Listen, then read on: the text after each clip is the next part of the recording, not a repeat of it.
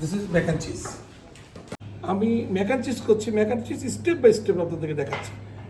আমি butter use করব প্রচুর পরিমাণে, বাটারটা যাতে কালো না হয়ে যায়, না পুড়ে যায়, সেজন্য আমি একটু তেল ইউজ করলাম।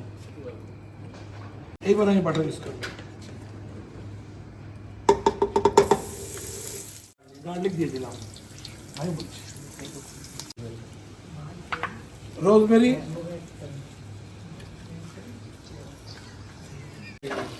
এলবো পাস্তা, ম্যাক অ্যান্ড চিজে এলবো পাস্তা লাগে, অরিগানো, স্যালারি,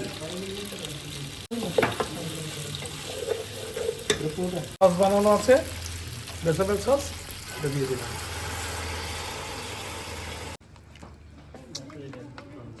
সিজনিং করছি, একটু চিকেন সিজনিং পাউডার দিয়ে দিলাম, সুগার দিয়ে দিলাম, সল্ট দিয়ে দিলাম, হোয়াইট পেপার দিয়ে দিলাম, হেভি ক্রিম,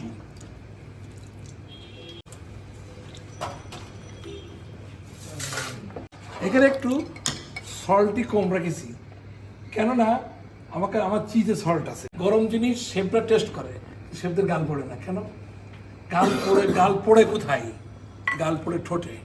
অর্থাৎ যখন কেউ টেস্ট করবেন, এইটা গরম হোক, একটু ফু দিয়ে নিয়ে ঠান্ডা করে নিয়ে পুরো চামচটা মুখের ভিতরে দিয়ে দেবেন, ঠোঁটে না লাগে, এই জায়গায় পড়বে না। পারমিজান দিয়ে দিলাম,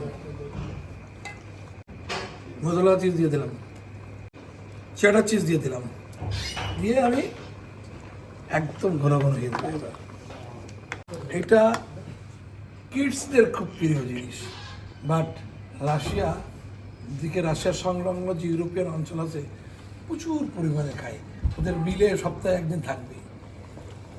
যেমন tasty, it is not healthy as well, প্রচুর পরিমাণে বাটার, হেভি ক্রিম, চিজের ব্যবহার আছে।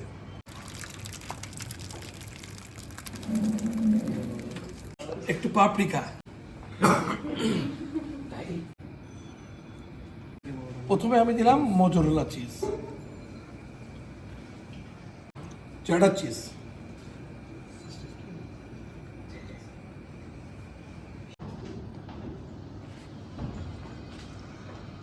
আমরা ওভেন বেক করব। আমরা ওভেন বেক করার পরে এর অবস্থাটা কি এইটা আমরা আপনাদের দেখাবো।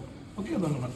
ম্যাক অ্যান্ড চিজ বেকিংয়ের পরে আমি এবার পোর্শনিং করে দেখাবো just.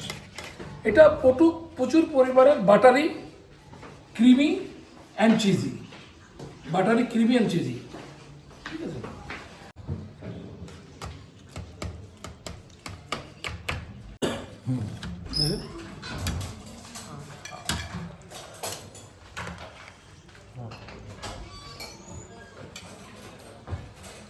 This is mac and cheese.